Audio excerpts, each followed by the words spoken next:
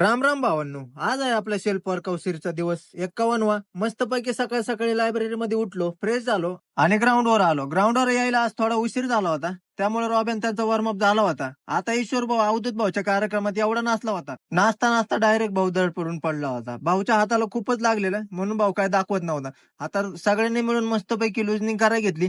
आता झाली होती आपली लुजनिंग करून. आता जायचं होतं आपल्याला रनिंगला.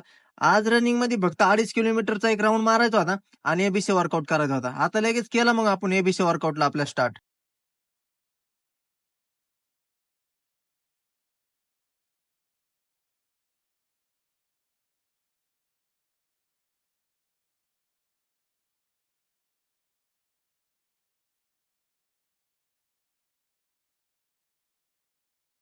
आता झाला होता आपला एबीसी वर्कआउट करून. आता टाकायचा होता आपल्याला गोळा. मस्तपैकी गोळा वगैरे टाकला. घरी येऊन फ्रेश वगैरे झालो आणि लगेच आपण लायब्ररीत गेलो. लायब्ररीत जाऊन मस्तपैकी दिवसभर आपण अभ्यास केला.